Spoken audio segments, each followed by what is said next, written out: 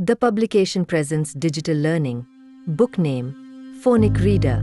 Class 2nd. Chapter 2. Monkey's Feast.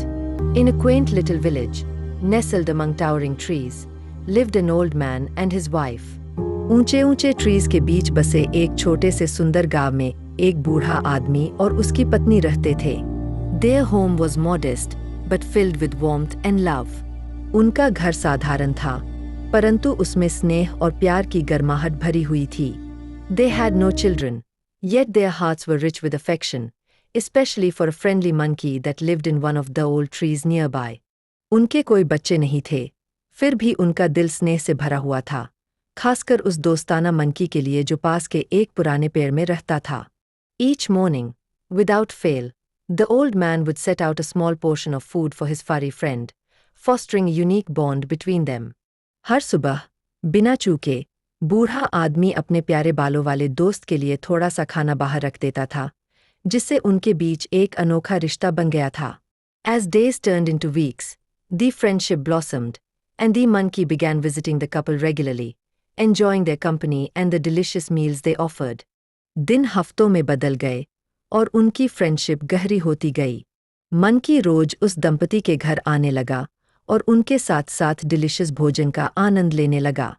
Evenings were especially delightful, filled with the sounds of chatter and laughter, creating a sense of family that resonated through their little home. शामें तो खास तौर पर बहुत आनंदमय होती थीं. हंसी और बातों की गूंज से उनका छोटा सा घर एक फैमिली की तरह महसूस होता था. One fine evening, however, the monkey seemed to be feeling unwell. लेकिन एक दिन शाम को मंकी कुछ बीमार सा लग रहा था.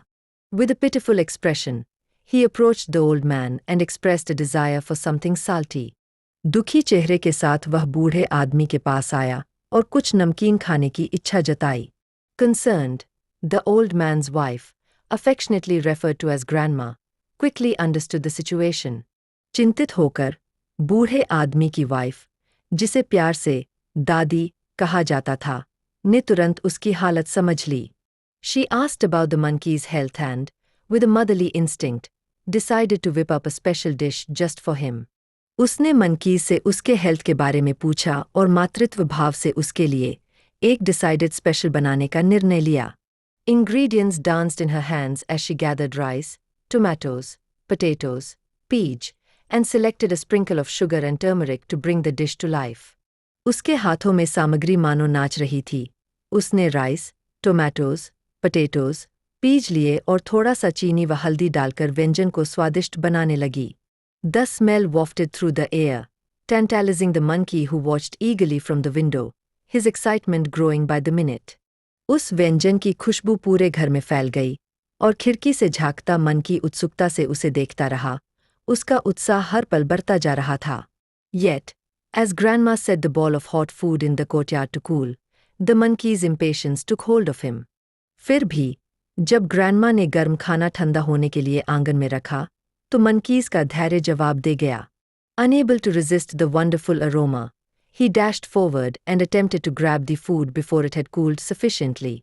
वह उस लाजवाब खुशबू को रोक नहीं पाया, और बिना इंतजार किए झट से खाना पकड़ने दौड़ पड़ा.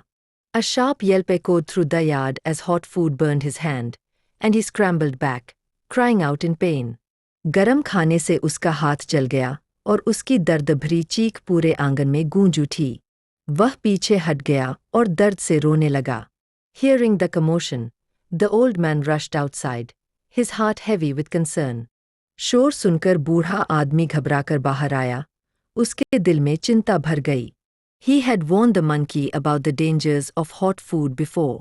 उसने पहले भी बंदर को गरम खाने के खतरों के बारे में चेतावनी दी थी. With a steady hand, he cooled the ball under cold water and then handed it back. सावधानी से उसने कटोरे को ठंडे पानी में ठंडा किया और फिर उसे वापस दिया. The monkey, initially wary, soon found the food cool enough to try. शुरू में मंकी थोड़ा डर रहा था, पर जल्द ही उसने पाया कि अब खाना ठंडा हो गया है और खाने लायक है. His eyes lit up with joy as he savored the meal, finishing every last bite before returning to his tree, content and satisfied. खाना खाते ही उसकी आंखें खुशी से चमक उठीं. उसने पूरा कटोरा साफ कर दिया और तृप्त होकर अपने ट्री पर लौट गया। This chapter reflects valuable lessons of friendship, patience, and care, reminding young readers that good things are worth waiting for and that rushing can lead to trouble.